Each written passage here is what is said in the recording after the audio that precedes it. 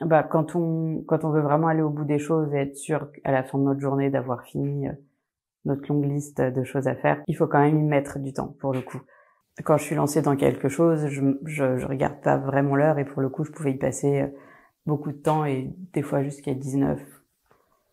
Le plus tard que j'ai fait, ça pouvait être 21 heures et pour le coup, c'était assez lourd.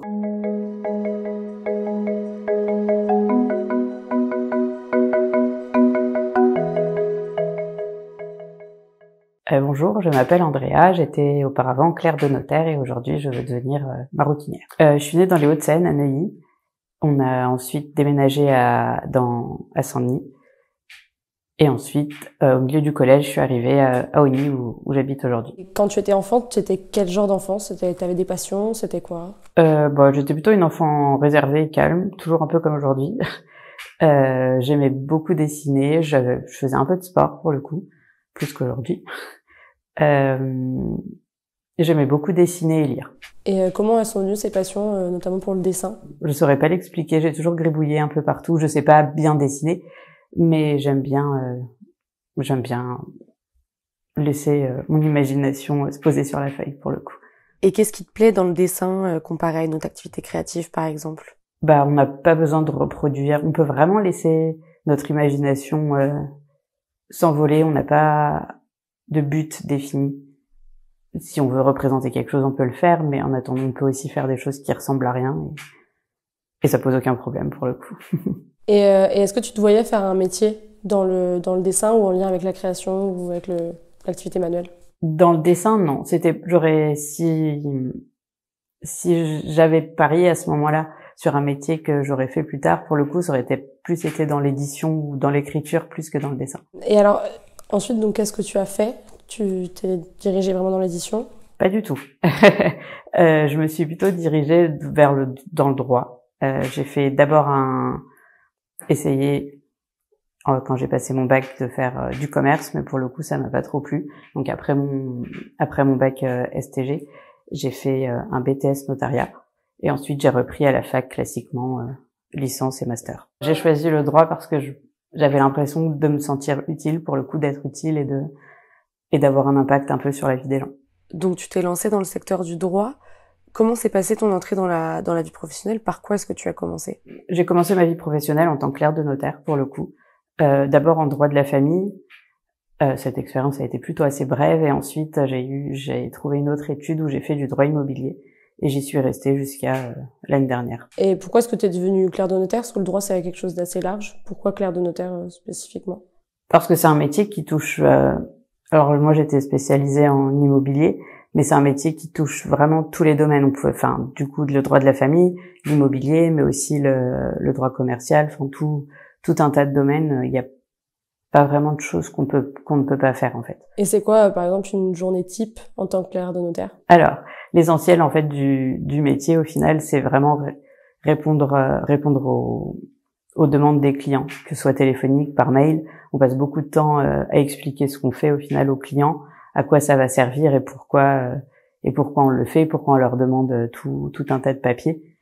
Et ensuite, on a notre cœur de métier où on passe quand même le moins de temps, c'est la rédaction des actes. Là, pour le coup, moi, j'étais en immobilier, donc je rédigeais beaucoup les actes de vente pour tous les achats que pouvaient faire les personnes. Mais j'étais au service particulier, pas entreprise. Et toi qui disais que tu aimais écrire quand tu étais jeune, est-ce que justement rédiger les actes, c'était la partie du métier que tu préférais ou pas du tout? Si, pour le coup, c'était ma partie préférée et peut-être ce qui me manque un peu aujourd'hui, c'est effectivement de rédiger. Et comment t'as vécu cette expérience en tant que clerc de notaire? Cette expérience a été plutôt positive. J'ai beaucoup aimé rédiger et aider les gens au final parce c'est un peu un monde un peu obscur, je pense, pour les gens vu le nombre de questions différentes qu'on peut avoir. Mais là aujourd'hui, je me sens, vers la fin plutôt, je me sentais plus vraiment à ma place, donc c'est pour ça que j'avais décidé de changer. Et qu'est-ce qui t'a poussé à changer? Est-ce que c'est vraiment juste le fait où tu te sentais plus à ta place? Non, il y a plusieurs facteurs. Il y a celui-là, mais on va dire que j'aurais peut-être pu continuer encore un peu. Après, j'ai eu un enfant et là, pour le coup, comme je m'investissais quand même beaucoup dans mon travail au niveau temps, en tout cas, je veux dire, j'ai préféré, pour cette nouvelle vie professionnelle, ce que je voudrais, c'est retrouver plutôt un équilibre où je puisse quand même rentrer chez moi et m'occuper de mon fils, qui est la raison pour laquelle je pense je quitte le notariat pour le coup. C'est un secteur, un métier dans lequel on passe beaucoup de temps.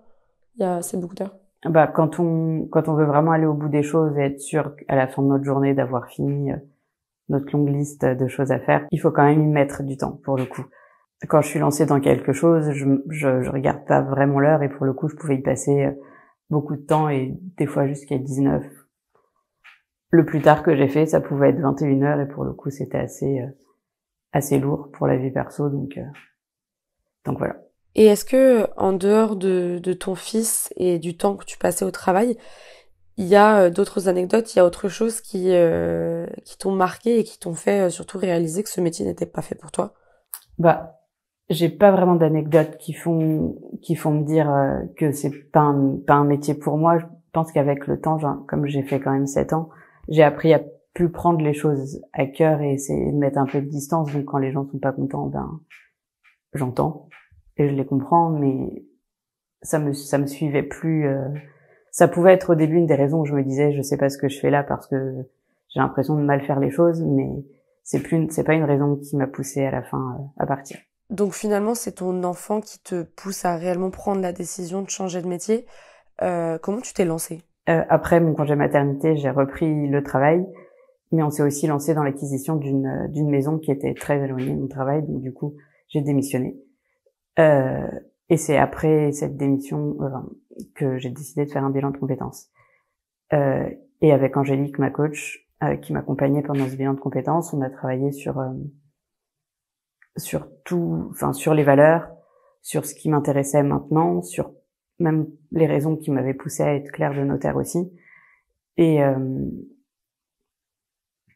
ensuite, une fois qu'on a tiré un peu les conséquences de tout ça, ce que je voulais faire maintenant, on s'est un peu établi une espèce de feuille de route sans sans durée particulière, mais un peu pour établir les marches à suivre pour aboutir à ce que je voudrais, même si maintenant c'est pas tout de suite que je peux le faire, c'est-à-dire déjà se renseigner sur les formations qui sont envisageables. Est-ce que même sans formation c'est accessible? Et ben ensuite on a commencé à rédiger même un CV pour entrer dans la maroquinerie et reprendre aussi tout ce sur quoi on avait travaillé pendant toute la durée du bilan. Et pourquoi est-ce que tu as choisi l'organisme Garance et moi? J'ai choisi Garance et moi sur recommandation d'une amie qui était passée par cet organisme et qui avait été très satisfaite. Donc comme c'était, je pense aussi c'était axé sur la carrière des femmes et je pense qu'à ce moment-là ça répondait aussi à un besoin que j'avais, donc je me suis lancée. Et qu'est-ce qui en est sorti de ce bilan de compétences? Je pense qu'il y avait un mot qui est ressorti de ce bilan de compétences. Pour le coup, c'était le mot concret. J'avais de moins en moins l'impression que ce que je faisais était concret pour moi. Et donc, du coup, j'ai passé une journée j'ai fait un atelier avec un ébéniste, puis un atelier avec un sellier, qui sont deux métiers manuels pour le coup, et c'est la sellerie qui en est plus ressortie. Et en quoi concret est en lien avec les métiers manuels? C'est dans le sens où quand on commence, tout est à plat, que ce soit du tissu, ce genre de choses, et quand on finit de créer, au final, on a quelque chose en 3D qu'on peut toucher, qu'on peut voir, et on sait à quoi ça sert. Et pourquoi la maroquinerie? J'ai choisi la maroquinerie parce que j'aime pour le coup bien les sacs, mais plus pour son côté créatif pour le coup. Et tu dis que t'aimes bien les sacs, c'est quelque chose qui est venu au fur et à mesure ou c'est quelque chose que t'aimes depuis déjà longtemps? Depuis longtemps. J'aime les sacs depuis très longtemps. Ma mère me disait que j'avais déjà trop de sacs. Mon mari aussi me dit que j'ai trop de sacs. Donc voilà, c'est toujours le cas. C'est juste que j'essaie de me retenir un petit peu maintenant. Et est-ce que t'as eu quand tu t'es lancé dans ces formations justement pour la maroquinerie et tout ça, t'as commencé à en parler? Est-ce que t'as eu des remarques concernant par exemple les métiers de l'artisanat qui peuvent être un peu considérés comme des métiers on va dire que t'avais un métier qui était relativement stable, et tu passes à un métier qui peut être considéré un peu plus précaire et tout ça, est-ce que tu as eu des remarques ou des craintes de la part de tes proches ou d'autres personnes?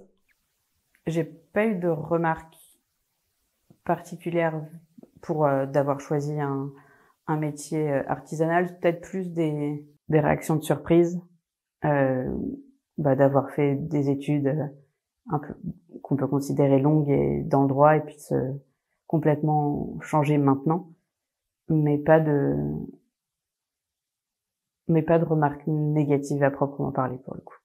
Plutôt soutenue par et mon mari et ma famille. Après avoir fait ton bilan de compétences, tu as dû reprendre un métier administratif. Pour quelle raison? Après mon bilan de compétences, je me suis pas lancée directement dans la reconversion. J'ai repris un travail administratif parce que financièrement, on en avait besoin. Parce que c'est une reconversion, c'est quelque chose qui financièrement, ça peut coûter cher ou ça peut engendrer justement des pertes un peu financières? De la façon dont moi je l'ai vu et ce que j'ai pu voir en regardant, oui, je pense qu'au début on va avoir une bonne perte de salaire, donc vaut mieux l'anticiper. Et puis je pense que comme je l'ai vu pendant mon bilan, c'est pas parce que j'ai fait mon bilan là maintenant qu'il faut que je le refasse tout de suite une formation ou même que je me lance auprès d'un artisan. Ça peut se faire sur plusieurs étapes. Est-ce que ça, justement, le côté financier de la reconversion, où tu dis que justement tu as pu le voir comme ça, où il y a forcément une perte de salaire et tout ça, est-ce que ça a pu être une crainte dans la reconversion ou qui aurait pu, par exemple, te faire te poser des questions sur vraiment tu allais le faire ou pas du tout? Si, quand on commence à penser à ce genre de métier et la perte de salaire que ça peut induire et les conséquences sur la famille, pour le coup, on s'interroge, est-ce qu'on veut vraiment le faire? Et puis, je pense que c'est là où on met en perspective ce qu'on a vécu avant et les raisons pour lesquelles on a voulu partir et ce qu'on pense trouver en changeant de métier. Donc, c'était une des conversations qu'on a eues avec mon mari et du coup, comme ça, qui m'a dit qu'il me soutenait aussi. Et du coup, ça a un peu dissipé les doutes que ça peut engendrer quand on commence à penser à se reconvertir. J'imagine qu'effectuer une reconversion, c'est pas facile. À quel point ça peut être dur? Je peux pas répondre vraiment à cette question étant donné que je me suis pas encore reconvertie. Mais effectivement, je pense se lancer dans une reconversion, c'est déjà, je pense, en énergie assez fort comme sensation. Mais ça, je pense que la difficulté, c'est plus dans ce que nous on s'est fixé.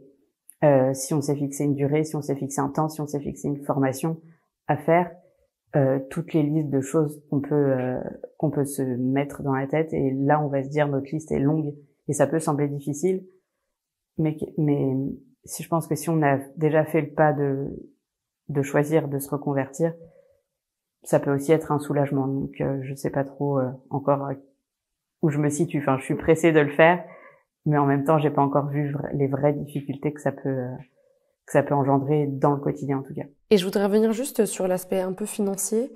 Quand tu dis que une formation, ça représente des frais, est-ce que tu peux être plus précise? Combien, par exemple, la formation, si tu devais l'effectuer, combien elle te coûterait? Alors, pour la formation en maroquinerie, j'avais vu une formation du Greta qui se situe entre 12 et 14 000 euros. Donc à ce moment, c'est en formation juste initiale, pour le coup, avec que des cours à l'école. Après, il y a aussi des formations, il y a des grands groupes de luxe qui en font aussi. Et elles, par contre, alors les deux que j'ai vus, elles faisaient, c'était associé à Pôle emploi, où il y avait d'abord des heures un volume horaire autour de 400 heures de tests, un peu voir si on avait les aptitudes visiblement. Et ensuite, si on réussissait ces 400 heures, on pouvait entrer en formation. Et dans ce cas-là, c'est eux qui finançaient le CAP maroquinerie. Et par contre, on était embauché en alternance chez eux.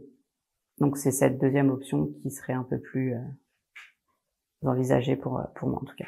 Maintenant, pour le temps de commencer ta formation, est-ce que tu fais des choses en attendant pour commencer à apprendre à côté de ton travail? J'ai une machine à coudre, j'ai commencé à regarder comment fonctionne un patron. J'en ai téléchargé plusieurs à faire. Donc c'est on va dire des projets que j'essaye de faire des projets assez faciles que j'essaye de faire de mon côté pour que ça, pour rester motivé pour le coup. Et puis ça permet quand même de tester si j'ai envie de continuer vraiment ou s'il y a des difficultés qui apparaissent au moment où j'essaye de faire de créer un sac ou même des bananes ou ce genre de choses. Tu parles de motivation, c'est quelque chose que tu sens qui peut se perdre en attendant de faire ta formation vu que ça prend un peu plus de temps? J'ai plus peur de perdre ma motivation effectivement et d'être entraînée un peu dans un nouveau quotidien et de reprendre plus un rythme que j'avais avant. C'est plus une crainte de perdre de la motivation que vraiment je pense que je peux perdre ma motivation. J'ai juste peur de plus vouloir me lancer là-dedans juste parce que je suis entraînée dans un nouveau quotidien. Et quand tu as fait ton bilan de compétences, tu disais tout à l'heure que ce qui est ressorti vraiment le mot principal, c'est le concret. Comment tu compenses ton envie en fait vraiment de faire quelque chose de concret, de faire un métier manuel? Pour le coup, je continue à dessiner. C'est plus de l'aquarelle maintenant, plus que du dessin, et pour le coup, c'est plus comme ça que mon envie de concret et de créatif se concrétise pour le coup. Le dessin, je l'avais beaucoup quand j'étais pour le coup à l'école où je cribouillais un peu partout. Ensuite, ça s'est arrêté, puis c'est revenu plus fort pour le coup après le confinement où là j'avais repris des cours de dessin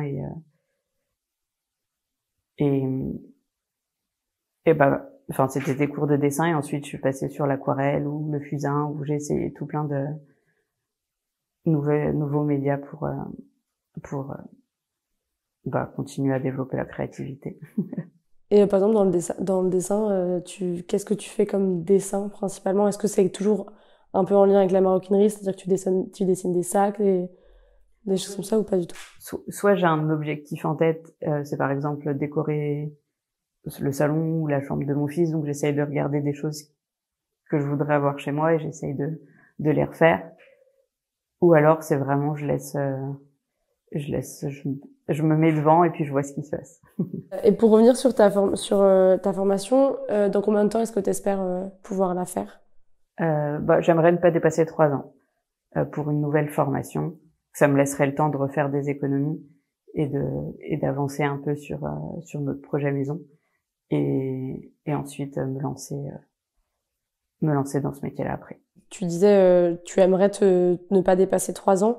Tu parlais déjà tout à l'heure de limites et d'objectifs. Est-ce que ça te paraît important justement quand on effectue une reconversion comme ça de se fixer des limites et des objectifs pour garder par exemple la motivation ou juste réussir à s'organiser et à garder le cap quoi et le fil? Je pense que c'est important d'avoir des objectifs et d'essayer de les respecter au maximum. Après, ça peut prendre plus ou moins de temps ou du retard, c'est pas grave, mais essayer d'avoir au moins, c'était Angélique la coach qui me disait de se fixer un peu comme quand on imagine construire une maison, avoir la base et ensuite monter.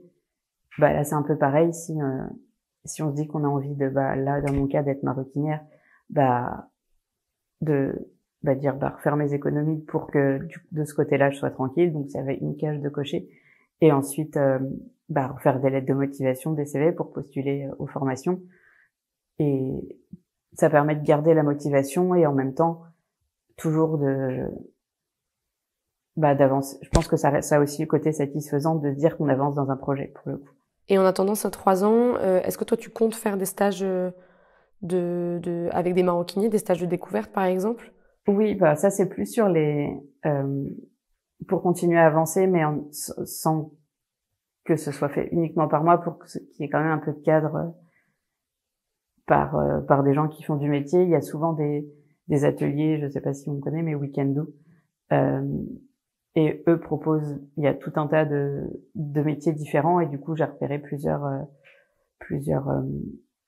ateliers à faire. Donc il y en a un sur par exemple 2 jours où on crée c'est des sacs plus pour les artisans, pour une espèce de boîte à outils mais mais plus pour à mettre des outils dedans pour ceux qui veulent dessiner ou ce genre de choses. Donc voilà, c'est avec ces ateliers-là que j'espère avoir un petit cadre et avoir des petites astuces, et en même temps après faire des petites choses de mon côté à la maison. Et donc tu veux te lancer dans la maroquinerie, c'est quoi tes projets concrètement là-dedans? Est-ce que tu veux lancer ta propre boîte? Est-ce que tu veux travailler pour par exemple une grosse boîte de maroquinerie? C'est quoi tes projets vraiment? Donc mes projets pour la maroquinerie, c'est d'abord d'intégrer une pas forcément une grosse boîte, mais en tout cas d'accompagner des artisans, être salarié pour apprendre vraiment le métier en direct, en étant encadré par des artisans. C'est pour ça que je visais les grandes entreprises qui intégraient à leur parcours des formations. L'idée d'avoir ma propre entreprise m'a traversé l'esprit, mais là ce serait vraiment plus sur du très long terme pour le coup. J'avais pendant mon bilan de compétences avec Angélique, je m'étais fait un petit cahier des choses que j'aimerais créer si un jour j'avais une boutique à moi. Donc ça reste aussi ça me permet aussi de garder ma motivation en me disant tout ça j'aimerais le créer et avoir ma petite boutique à moi. Donc voilà. Mais ça c'est sur du vraiment très long terme, donc j'ai pas posé de jalon pour ça encore. Je sais pas comment expliquer ça. Là d'abord je suis plus sur l'objectif salariat, et je pense qu'une fois que j'aurai acquis les compétences nécessaires, là je me referai une feuille de route pour la suite. Mais là pour l'instant ma feuille de route, c'est l'objectif, on va dire, à atteindre, c'est d'intégrer déjà les formations et avoir la formation. À moyen ou à long terme, quel genre de sac toi t'aurais envie de faire? Parce que c'est tellement large. On peut aussi bien faire des sacs à dos, des sacs de luxe, des sacs à main. Qu'est-ce que toi quel genre de sac toi tu aimerais faire? Alors pour le coup, ce serait pas, si j'avais ma boutique, ce serait pas limité au sac. Je me vois bien faire bon après c'est aussi le moment où je suis maintenant, mais je me vois bien faire des petites choses pour les enfants aussi. Par exemple ça reste un sac, les sacs à langer, mais aussi le petit fauteuil que vous avez là derrière vous, des petits fauteuils pour les enfants, ce genre de choses là. J'aimerais bien aussi si je devais avoir ma boîte, développer ce côté-là.